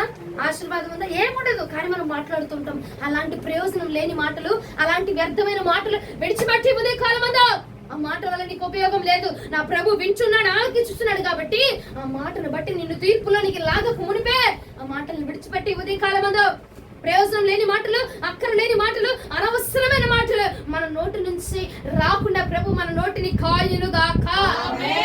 మాటలను బట్టి ప్రార్థన చేయండి. ఈ రోజున మీరు ఈ వాక్యాన్ని నిర్లక్ష్యం చేయొద్దు, విడిచిపెట్టద్దు. ఈ వాక్యము చాలా ఉపయోగకరమైన వాక్యము, చాలా మేలు చేసేటువంటి వాక్యము. మన నోటిని ముందుగా మనం పాపంలో పడకుండా కాచేది ఈ వాక్యం అండి. అందుకో నాలుకట జీవ మరణములను, జీవ మరణాలు దేని వశమట? నాలుగు వశం అని చెప్తున్నారు కదా. మరి నీ నాలుకను కాచుకునేటువంటి వర్తమానం ఇది. ఆ జీవంలోనికి నువ్వు వెళ్ళాలా, మరణంలోనికి వెళ్ళాలా, ఇదిగో పరలోకంలోకి వెళ్ళాలా, నరకంలోనికి వెళ్ళాలా అని తేల్చేటువంటి వర్తమానం ఇది. కాబట్టి భద్రముగా మీరు కాచుకొని ఇదిగో ఈ వాక్యాన్ని విని, ఈ వాక్యానుసారంగా ప్రార్థన చేసి, ఈ వాక్యానుసారంగా బ్రతుకుదుముగాక. ఈ వారం చేసి రాత్రి చేసి విడిచిపెట్టే వర్తమానం కాదు ఇది. జీవిత కాలం అంతయు, జీవిత కాలానికి సరిపోయే వర్తమానం అండి ఇది. జీవితం అంతా మనం బ్రతికి ఉన్న రోజులు కూడా స్మరించేటువంటి, నెమరు వేసుకోవాల్సినటువంటి వర్తమానం ఈ వర్తమానం. ఎందుకంటే ఇగో ఈ 10 రోజులే ఒకరితో ఒకరు మాట్లాడిన మాటలు వింటున్నాను అనలేదు దేవుడు.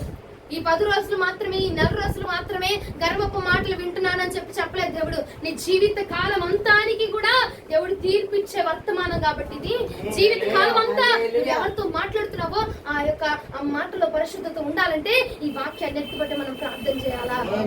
గర్వపు మాటలు మనం మర్చిపోతూ ఉంటాము, మర్చిపోకుండా ఉండాలంటే ఈ వాక్యాన్ని మనం నెమర వేసుకుంటూ ఉండాలి. ప్రతి ఉదయాన్ని ఈ వాక్యాన్ని మనం నెమర వేసుకుంటూ ఉంటే ఇగో ఈ పాపములో మనం పడిపోకుండా ప్రభు మనం కాపాడబోతున్నాడు. హల్లెలూయా. చూడండి ఇర్మియా గ్రంథము 8వ అధ్యాయం 6వ వచనం. ఇర్మియా గ్రంథం 8వ అధ్యాయం 6వ వచనం. చెవికి వారి మాటలు విని ఉన్నాను. పనికి మాలిన మాటలు ఉన్నాయా లేవా అండి? దాని నుంచి పనికి మాలిన మాటలు అని తిడుతుంది మమ్మల్ని అనుకున్నారేమో. ఉన్నాయా లేవా అక్కడ? నేను చెవియొగ్గి వారు మాట్లాడే పనికి మాలిన మాటలు నేనేమి చేసిందని చెప్పి తన చెడుతనమును గూర్చి పశ్చాత్తపడోడు ఒక్కడును లేకపోయాను. చాలు. ఇక్కడ ఏమంటున్నారు? వాళ్ళు పనికి మాలిన మాటలు మాట్లాడుతున్నారు. మళ్ళా అంటున్నారు నేనేం చేశాను ప్రభా, నేనేం చేశానయ్యా అని అంటున్నారు తప్ప, అయ్యా ప్రభా నన్ను క్షమించు, నేను తెలుసో తెలియక తప్పు చేస్తుంటాను, తెలుసో తెలియక ఈ మాట మాట్లాడి ఉంటాను ప్రభా, నన్ను క్షమించయ్యా అని పశ్చాత్తాప పొడివాడు ఒక్కడైనను, ఒక్కడు కూడా లేడు. ఒక్కడు కూడా నాకు కనపడదు. తెలియట్లేదు అని చెప్పి ప్రభు బాధపడుతున్నారు ఈ ఉదయ కాలం ముందు. ప్రభా, నేను తెలుసో తెలియక మాట్లాడుంటాను అయ్యా, నేను ఆలోచన వచ్చో రాకో వివేచన కలగకో నేను మాట్లాడుంటాను ప్రభా, దయచేసి నన్ను క్షమించు అన్న మాటలు కదచ్చా. నేనేం చేశాను ప్రభా? నువ్వు అంత బాధపడేంత పనులు నేనేం చేశాను? హృదయాన్ని గాయపరిచేసి ఏమండి మాట్లాడేసి నేనేమన్నాను అని అంటే ఎలా ఉంటదండి? మా చెల్లి అంటది నన్ను, ఇచ్చేయాల్సినన్ని కడతావు, తర్వాత నేనేం చేశా అంటావు నువ్వు నన్ను.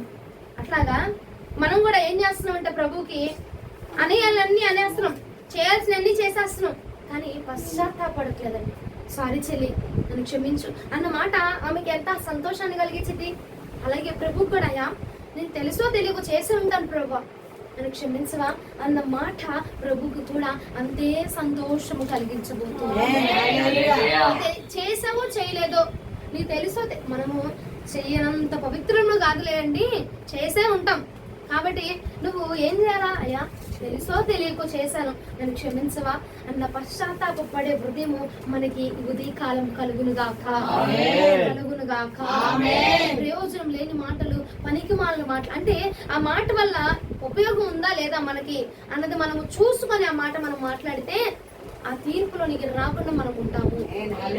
ఉపయోగం లేని మాటలు, అనవసరమైన మాటలు, పనికిమాలిన మాటలు అంట.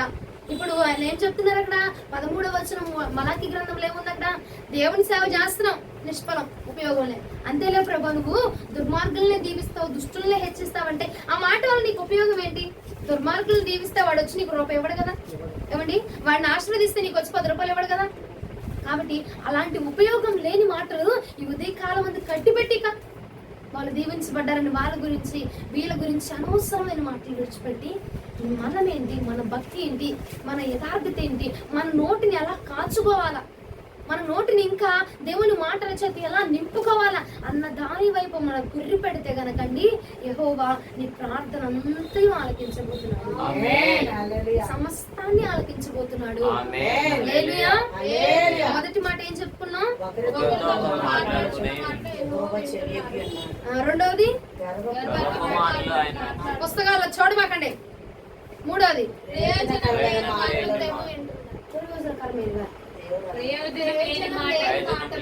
ప్రయోజనం లేని మాటలు కూడా ప్రభు ఆలకిస్తున్నాడు. కాబట్టి అనవసరమైన మాటలు ఇక్కడ నుంచి విడిచిపెడదాము గాక. ఇంకో 4వ మాట చూపిస్తా చూడండి, ముగించబోతున్నా నేను. 4వ మాట యాకోబు రాసిన పత్రిక 5వ అధ్యాయం 9వ వచనం. యాకోబు రాసిన పత్రిక 5వ అధ్యాయం 9వ వచనం. సహోదరులారా మీరు తీర్పు పొందకుండా నిమిత్తము ఒకని మీద ఒకడు సొనగకుడి, ఇదిగో న్యాయాధిపతి వాకిట నిలిచి ఉన్నాడు. ఏమంటున్నారు అక్కడ? మీరు తీర్పు పొందకుండా ఉండాలంటే నువ్వు సొనగొద్దు, కొనగొద్దు. వాళ్ళకి ఎట్ చేశాడు, వాళ్ళకి అటు చేశాడు, వాళ్ళకి ఎట్ వచ్చింది, ఇంత అయింది, అంత అయింది, నువ్వేం కొనగబాకయ్యా. నమ్ముకున్నాను ప్రభు, ఏం పాడు దేవుడు, నమ్ముకున్నాను. ఏంటి నమ్ముకున్నాను ప్రభు, అది ఏం చదువుకు చేతనే ఉన్నా 3 నెలల నుంచి 4 నెలల నుంచి ఏం దేవుడు అయ్యావా అనుకుంటా ఉంటారు. అట్లాంటి మాటలు సొనగడం, గొనగడం, ఏమండి అవన్నీ విడిచిపెట్టి ఆ గొనుగుళ్ళు సొనుగుళ్ళు కనుక మనం విడిచిపెట్టామనుకో తీర్పు నుంచి మనం తప్పించబడతామట. అంటే సొనుగుళ్ళు గొనుగుళ్ళు వెంటనాడనా వెంటలేదనా? అక్కడ వెంటనాడు కాబట్టి అక్కడ ఏముంది? న్యాయాధిపతి నీ బాకిటి ఉన్నాడు అంతలే జాగ్రత్త. పైన 3 మాటలకైనా తీర్పులో ఇస్తానేమో గానీ సొనిగేవో గొనిగేవో అనుకో వెంటనే గొమ్మ దగ్గర నేను ఉన్నా, వెంటనే ఇచ్చేస్తా నీకు అంటున్నాడా లేదా? ఎట్ట ఇచ్చేస్తాడు అనుకుంటామేమో. మనం సొనుక్కుంటూ కొనుక్కుంటూ వెళ్తాం, గవాలు ఏదో తగిలేస్తుంది, మో చేతి గవాలు తలకి ఏదో తగిలేస్తుంది, ఏదో తగిలిందని అనుకుంటాం. కానీ నువ్వు అక్కడ ఆలోచన చేయాల్సింది ఏంటంటే న్యాయాధిపతి వచ్చాడు అక్కడికి.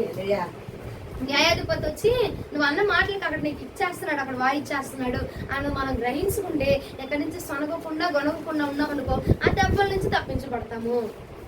అంత దెబ్బలేకపోతే పోయిందే, తగిలిందిలే అని తిట్టుకోపోతే నాకు మనశ్శాంతి రాదు, నాకు బీపీ కంట్రోల్ అవ్వదు అనుకున్నాం అనుకో అక్కడే ఉంది చూడండి. మీరు తీర్పులోనికి రాకుండా నిమిత్తము సొనగొద్దు, కొనగొద్దు. అంటే ఇక్కడే అయిపోదు, తీర్పులో కూడా అవుతాడు అక్కడ. హల్లెలూయా. ఎక్కడే అయిపోద్దిలే, ఒక దెబ్బ తగిలించుకుంటాము, పోతే పోయిందిలే. దాన్ని తిట్టపోతే నాకు అర్థమైంది. కొంతమందికి ఏదో ఉంటది కడుపు నిండదు. అసలు భలే చెప్పాడు, కడుపు నిండదు. తిట్టకపోతే మన కడుపు కడుపు నిండదు అసలు. ముందు నాకు ఆగదా ఆయాసము తప్పుకోలేదు నేను, ఊపిరి అందదు నాకు, తిట్టాల్సింది దాన్ని కొనవలసింది, అమ్మో అసలు నేనేం చేస్తాను అసలు అని అనుకుంటా ఉంటారు. అలాంటి సొనుగుళ్ళు గొనుగుళ్ళు ఈ ఉదయ కాలం నుంచి మనం విడిచెదుముగా. ఎక్కడితోనే అయిపోతారు సొనుగుళ్ళకు గొనుగులు, డబల్ పోషన్ అయినా ఇంటికి అక్కడ డబల్ తీర్పు ఉండిద్ది. అక్కడ ఎక్కడ ఇస్తాడు అక్కడ ఇస్తాడు. కాబట్టి ఈ రెండింటి నుంచి మనం తప్పించుకుందాము అని అంటే గనక నువ్వేం చేయాలా? ముందుగాక ముందురుగాక మనమందరం ఉండదుముగాక. ఇంకా అవ్వలేదు కూర్చోనైనా, ఎప్పుడు అయిపోద్ది ఎప్పుడు ముగిస్తుంది అని చూస్తున్నాడు. ఏమంటున్నాడు ఇక్కడ? నువ్వు మొదటిగా ఇక్కడ అయిపోద్ది దెబ్బ అనుకోప, అక్కడ 2 దెబ్బలు ఉండిపోతున్నాయి. ఇటు తిరిగిన దెబ్బ అటు తిరిగిన దెబ్బే. ఏమండి వాక్యం అండి 2 అంచుల వాడి కలిగిన ఖడ్గం అండి. ఇటు తిరిగిన దెబ్బే నీకు, అటు తిరిగిన దెబ్బే, చేసినా దెబ్బే చేయకపోయినా దెబ్బే. అవునా? అబ్బా పాస్టర్ గారికి ఇగో ఆమెకి ఎవరో చెప్పేశారు నా గురించి, పాస్టర్ గారికి ఎవరో చెప్పేశారు, అందుకే ఆ పాయింటే తెస్తుంది. అదే లాగుతుందంటే ఏమండి వాక్యము 2 అంచెల వాడి కలిగిన ఖడ్గం. అది తిరిగినా గుచ్చుకుంటుంది, అటు తిరిగినా గుచ్చుకుంటుంది. హల్లెలూయా. నువ్వు ఇటుపోయినా తగిలిస్తుంది, ఇటుపోయినా తగిలిద్ది. నువ్వు ఎటుపోయినా ఏ సందులో ఏ గొంతులో తిరిగినా 2 వైపుల పదును ఉంది దానికి, 2 వైపులా ఉంది కాబట్టి ఎటుపోయినా గుచ్చుకుంటుంది. కాబట్టి బిడా నువ్వు వాళ్ళు చెప్పారు వీళ్ళు చెప్పారు అనుకోవద్దు, దేవుడు నాతో మాట్లాడుతున్నారు అని చెప్పి నువ్వు సొనుక్కోకుండా గనుక్కోకుండా చెప్పారా బాబు, నువ్వు చెప్పేశారా ఇక నాకు ఇచ్చేసిద్ది వాక్యం సత్యండ్రా బాబు, ఈ ప్రసంగం అంతా నేనే దేవాలా అని అనుకోబాక. అది వాక్యం. వాక్యము 2 అంచుల వాడి కలిగిన ఖడ్గమమ్మా. ఎటు తిరిగినా తగులుతుందంటే దేవుడు నిన్ను సరి చేయడానికి వస్తున్నాడు. ఇంజక్షన్ ఇస్తున్నాడంటే నిన్ను సరిచేసి ఆరోగ్యవంతురాలుగా చేయడానికి చూస్తున్నాడు. కాబట్టి దానికి నువ్వు తల వంచు, అంతేగాని ఎదురు ప్రశ్నలు ఎదురు మాటలు వేయకుండా. ఏమండి ఇశ్రాయేలు జనాంగం చేసిన స్తుతులు విన్నాడు, ఇశ్రాయేలు జనాంగం చేసిన సొనుగుళ్ళు విన్నాడు. విన్నారా వినలేదా? ఏమా అయ్యా నన్ను కాపాడావు, తీసుకొచ్చావు, ఏడు నుంచి ఆడకు నడిపించావు కాబట్టి స్తోత్రం ప్రభువా అన్నది ఒకటే విని సొనుగుళ్ళు గాలి వదిలేశాడా? వాళ్ళు లేదనుకుంటారులే పిల్లలే వదిలే అనలేదు. లేదంటే వాళ్ళు గొనుగుతుంటే ఇట్రా వికాయాలు ఇట్రా అని చెప్పి కవరింగ్ చేసుకోవడానికి మాట్లాడాలా. అది విన్నాడట ఇది విన్నాడట. ఏమండి కింద నువ్వు సొనుగుతూ ఉన్నావు. ఇప్పుడు యేసు ప్రభువు వారు వచ్చి మికాయాలను పిలిచి వాళ్ళకి ఎంత సొనుగుతున్నా వాళ్ళు పట్టించుకోకుండా మళ్ళీ వీళ్ళందరూ ఎక్కడ వినేసి ఆయన పరువు పోయిద్ది అని చెప్పి అందరి ముందు అనుకొని మికాయాలను బిట్రా అని చెప్పి మొన్న సభ పెట్టారు కదా, ఆ సభలో చాలా గణపరిచానే నన్ను అని చెప్పి మాట్లాడాల. వీళ్ళు స్తుతించింది విన్నాడు, సొనిగింది గొనిగింది కూడా విన్నాడు. విన్నారా వెళ్ళలేదా అండి? విన్ని వెంటనే తీర్పిచ్చారట. ఎవరైతే కొనిగారో అక్కడికక్కడే వాళ్ళు సంహరించేశాడు. సొనుగుళ్ళు గొనుగుళ్ళు ఉంటే అక్కడికక్కడ తీర్పు రాబోతుంది. ఈ తీర్పు నుంచి తప్పించుకొని అక్కడైనా ఇవ్వబోతున్నాడు. కాబట్టి అండి వాటి నుంచి మనం దాటబడదుముగాక. చూడండి నిర్గమకాండము 16వ అధ్యాయం 6-7 వచనాలు. నిర్గమకాండం 16వ అధ్యాయం 6-7 వచనములు. అప్పుడు మోషే అహరోనులు ఇశ్రాయేలీయులందరితో యెహోవా ఐగుప్తు దేశములో నుండి మిమ్మల్ని బయటికి రప్పించినని సాయంకాలమందు మీకు తెలియబడును. యెహోవా మీద మీరు సనిగిన సనుగులను ఆయన వినుచున్నాడు. హల్లెలూయా హల్లెలూయా. ఏంటో ఈ దేవుడు నమ్ముకున్నాను కానీ అప్పటి నుంచి ఇప్పుడు ప్రశాంతతే లేదు నా జీవితానికి. నా బతుకు ఇంకా ప్రశాంతతే లేదు అనుకుంటూ కొనుక్కుంటూ సొనుక్కుంటూ అక్కడున్నా బాగుండు చేపల కూర మాంసం కూర పెట్టేవాడు, ఏడు తీసుకొచ్చి కూరగాయలు బెండకాయలు ఆకుకూరలు పెడుతున్నాడు అని చెప్పి గొనుగుతా ఉన్నారట. మనం కూడా అలా గొనుగుతా ఉంటాం కదా. ఏంటో అప్పుడే బాగుంది మా జీవితం, ఇప్పుడేంటో ఇన్ని కష్టాలు అవ్వాల్సి వస్తుంది, ప్రార్థన చేస్తూనే ఉన్నాము అప్పుడే బాగుంది కానీ ఇప్పుడేంటో ఎట్ట అయిపోతుంది అని చెప్పి గొనుగుతా ఉంటామండి. మనం కూడా ఆ గొనుగుళ్ళు వింటున్నాడు, సొనుగుళ్ళు వింటున్నాడు, అన్ని వింటున్నాడు. కాబట్టి సొనగక గొనగక దేవుడి నామాన్ని మనం గణపరిచే వారిగా ఉండుగా. అక్కడ సొనిగిన వారిని దేవుడు ఏమైనా ఊరుకున్నాడా అండి? ఊరుకోలేదు. అక్కడికి వాళ్ళకి ఇవ్వాల్సిన కోట వాళ్ళకి ఇచ్చేసాడు. కాబట్టి బిడ్డ ఆ తీర్పు నుంచి తప్పించబడాలంటే నువ్వు ఉదయకాలం మందు నుంచి నువ్వేం చేయాలా?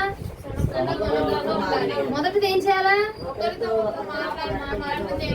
వింటున్నాడు కాబట్టి నువ్వు జాగ్రత్తగా ఉండాలి. రెండోది వింటున్నారు కాబట్టి నువ్వు గర్వంగా మాట్లాడాలా? మాట్లాడకూడదు. నువ్వు తగ్గించుకొని దీనత్వముతో నువ్వు మాట్లాడదుగాక. మూడోది ప్రయోజనం లేని మాటలు అంటే ఉపయోగం లేని మాటలు, నీకు అవసరం లేని మాటలు, దానివల్ల నిష్ప్రయోజనం అవి నీకు. అలాంటి మాటలు మనం మాట్లాడకుండా ఉందము గాక. అవి మాట్లాడి తీర్పులోనికి వెళ్ళడం కంటే మాట్లాడకుండా నోరు మూసుకొని కూర్చోవడం మంచిది. మేలు. 4వది కొనకుండా ఉండాలి. పుస్తకాల్లో చూసి చెప్తున్నారా? చూడట్లేదుగా. సనగకుండా కొనకుండా ఉంటే ఆ తీర్పు నుంచి మనం తప్పించబడదుము గాక. తప్పించబడతాము కూడా. ఇంకొక్కటి చూపించి ముగిస్తే చూడండి, సంఖ్యాకాండం 22వ అధ్యాయం 23 నుంచి 32 వచనాలు. సంఖ్యాకాండం 22వ అధ్యాయం 23 నుంచి 32 వచనాలు. టకటక స్పీడ్ గా చదివే వాళ్ళు చదవండి అమ్మా. యెహోవా దూత ఖడ్గము దూసి చేత పట్టుకొని త్రోవలో నిలిచి ఉండుట ఆ గాడిద చూచెను. గనుక అది త్రోవను విడిచి పొలములోనికి పోయెను. బిలాము గాడిదను దారికి మలుపవలెనని దాన్ని కొట్టగా యెహోవా దూత ఇరు ప్రక్కలను గోడలు గల ద్రాక్ష తోటల సందుల్లో నిలిచెను.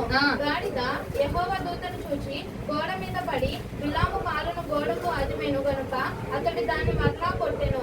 యెహోవా దూత ముందు వెళ్ళుచు కుడికైనను ఎడమకైనను తిరుగుటకు దారిలేని ఇరుకు చోటను నిలువగా గాడిద యెహోవా దూత చూచి బిలాముతో కూడా కింద కూలబడెను. గనుక బిలాము కోపము మండి తన చేతి కర్రతో గాడిదను కొట్టెను. అప్పుడు యెహోవా ఆ గాడిదకు వాక్కునిచ్చెను. గనుక అది నీవు నన్ను మారు కొట్టితివి, నేను నీవేమి చేసినని బిలాముతో అనగా బిలాము నీవు నా మీద తిరగబడితివి, నా చేత ఖడ్గము ఉన్న ఎడల నిన్ను చంపి ఎందునని గాడిదతో అనెను. అందుకు గాడిద నేను నీ దాననైనది మొదలుకొని నేటి వరకు నీవు ఎక్కుచూ వచ్చిన నీ గాడిదను కానా, నేను ఎప్పుడైనా నీకు ఇట్లు చేయుట కదా అని బిలాముతో అనగా అతడు లేదనెను. అంతలో యెహోవా బిలాము కన్నులు తెరిచెను. గనుక దూసిన ఖడ్గము చేత పట్టుకొని త్రోవలో నిలిచి ఉన్న యెహోవా దూతను అతడు చూచి తల వంచి సాష్టాంగ నమస్కారము చేయగా యెహోవా దూతయు ముమ్మారు ఈ గాడిదను నీవేళ కొట్టితివి, ఇదిగో నా ఎదుట నీ నడత విపరీతమైనది కనుక నేను నీకు విరోధినై బయలుదేరి వచ్చి తిని. చాలు. ఇక్కడ ఏమంటున్నాడు? నేను నీకు విరోధినై బయలుదేరొచ్చా అంటే ఇక్కడ ఏం చేస్తాడు? బిలాము అంతకు ముందు చేసిన ప్రార్థన విన్నాడు. బిలాము గాడిద పట్ల ప్రవర్తించి గాడిదని కొట్టడము అనే మాటలు కూడా ప్రభు విన్నాడు. విని ఏమంటున్నారంటే, విని అయ్యా ఈ పూటకి ఏదో అన్నావు కాబట్టి మోగజీవిని, సర్లే దాన్ని క్షమించి క్షమాపణ అడుగు, నేను నిన్ను విడిచిపెడతానట్లేదు, విపరీతమైపోయింది నీ ప్రవర్తన కాబట్టి నేను నీకు విరోధినైపోతున్నాను, నేను నీకు విరోధిగా, నీకు ఈ రోజు నుంచి నేను నీకు విరోధిని అయిపోతున్నాను, నీ క్షేమం అన్ని కూడా నీకు ఆపదగా నేను మార్చబోతున్నాను, నీవు నడిచే మార్గములన్నీ కూడా ముళ్ళ మార్గముగా నేను చేయబోతున్నాను ఇలామా అని చెప్పి దేవుడు ఏమన్నాడు? దూత చెప్తుందట, ఇదిగో విపరీతమైపోయింది నీ యొక్క వ్యవహారము, నీ తలంపులు, నీ మాట, నీ వైఖరంతా విపరీతమైపోయింది కాబట్టి ఇదిగో నీకు విరోధిని అయిపోతున్నాను నేను. మనం కూడా మాట్లాడుతూ ఉంటాము, చేస్తా ఉంటాము, గర్భపు మాటలు మాట్లాడుతుంటే దేవుడు అంటున్నాడు, ఇదిగో నేను నీకు విరోధిని అయిపోతూ ఉన్నాను. ఒకరితో ఒకరు మాట్లాడే మాటలు ఆ పాపం దాగి ఉంటే గనక నేను నీకు విరోధిని అయిపోతూ ఉన్నాను. ఇదిగో నువ్వు మాట్లాడుతున్న మాటలు వంకర పనికి మాలిన మాటలు ఉంటే గనక నేను నీకు విరోధిని అయిపోతున్నా. 4వది నువ్వు సొనుగుళ్ళు గొనుగుళ్ళు పెట్టుకొని సంశయాలు పెట్టుకొని నువ్వు నడిస్తే గనక నేను నీకేమైపోతాను? విరోధిని అయిపోతా. ఇక నీకు నాకు సంబంధం లేదు, నేను కాపాడువాడు నేను కాదు అని చెప్పి విరోధినిగా నేను మార్చబడక మునిపే నీవు నీ యొక్క నడతను సరి చేసుకుంటే గనక. ఆ మాట వచ్చిన తర్వాత బిలాముని దేవుడు క్షమించాడండి? అంతకు ముందు అవకాశం ఇచ్చాడు. గాడిద వాకిచ్చి చెప్తూ ఉంటే ఆ గాడిద మాట్లాడుతున్నప్పుడు అయినా బిలాము గనక ఓకే అని ఒప్పుకొని అయ్యా నన్ను క్షమించు అని చెప్పి ప్రభా నన్ను క్షమించు ప్రభా అని చెప్పి అడుగుంటే దేవుడు క్షమించేవాడేమో. ఆ అవకాశాన్ని కూడా మితిమీరిపోయాడు. ఈ రోజున ఈ వాక్యం విన్నాం కాబట్టి మనం ఏం చేయాలా? క్షమాపణ ప్రార్థన చేయాలా. ఈ వాక్యాన్ని విని కూడా మనము కూడా బిలాము వలె విపరీతముగా మితిమీరిపోయి మరలా ఈ వాక్యాన్ని అంతా పక్కన దోసేసి ఈ మాటలన్నీ మనం చేసామనుకో, దేవుడు అంటున్నాడు నేను నీకు విరోధిని అయిపోతూ ఉన్నాను. ఒక అవకాశం ఇచ్చాడు ఈ ఉదయకాలం మంది వాక్యం చేత. ఈ వాక్యం విన్నావు కాబట్టి నువ్వేం చేయాలా? మారు మనసు పొంది క్షమాపణ అడిగి దేవుడిని నీ నడత అంతటిని సరి చేసుకున్నావు అనుకోకే, క్షమిస్తున్నా నిన్ను అంటాడు. అదే వినకుండా బిలాము వల్లే మరలా నువ్వు మాట్లాడితే గనక దేవుడు అంటున్నాడు నీ యొక్క నడత విపరీతమైపోయింది గనక నేను నీకు విరోధినిగా మార్చబడుతున్నాను, నేను నీకు విరోధిని అయిపోతూ ఉన్నాను. నేను నీకు విరోధంగా ప్రవర్తించబోతున్నా, నీకే విషయంలో కూడా నేను ఇక నీకు స్నేహితుడిగా ఉండను, నీకు విరోధముగా నీకు తలపెట్టవలసిన ప్రతి కార్యము సత్కార్యమును కూడా నేను నాశనములు చేస్తా ఉన్నాను అని చెప్పి దేవుడు మాట్లాడుతున్నాడు. కాబట్టి ప్రియ సహోదరి సహోదరుడా, మనం నడత ఈ రోజు నుంచి మనం సరి చేసుకుందాము గాక. యెహోవా మన యొక్క మాటలు ఆలకించుచున్నాడు కాబట్టి, అయ్యో ప్రతిదీ ఆలకించుచున్నాడని ఎరిగి ఉన్నాం కాబట్టి ఒకరితో ఒకరు మాట్లాడుతున్నప్పుడు జాగ్రత్తగా, గర్వపు మాటలు మన నోటి నుంచి రాకుండా జాగ్రత్త పడి, ఏమండి పనికిమాలిన మాటలు, వ్యర్థమైన మాటలు, ప్రయోజనం లేని మాటలు మాట్లాడకుండా మనల్ని మనం జాగ్రత్త పరుచుకొని సనుగుళ్ళు గొనుగులు సంశయాలు రాకుండా మనల్ని మనము జాగ్రత్తగా కాచుకుంటే గనక దేవుడి యొక్క ఆ యొక్క విరోధి అన్న మాట నుంచి మనం తప్పించబడబోతున్నాము, ఆ తీర్పు నుంచి మనం తప్పించబడబోతున్నాము. దేవుడి రాజ్యంలో బేషుగ్గా వెళ్ళి కూర్చోనటకు మొదటి మెట్టు ఈ మెట్టు మనం ఎక్కి ఆ పరలోక రాజ్యమునకు అర్హులుగా మార్చబడదుము గాక. ఇగో ఆ ప్రయత్నంలో ఈ మెట్టు మనం ఎక్కుదుము గాక. ఈ వాక్యము మన వినికిడిలో ప్రభు దీవించును గాక. మోకరించండి, ప్రార్థిస్తాం.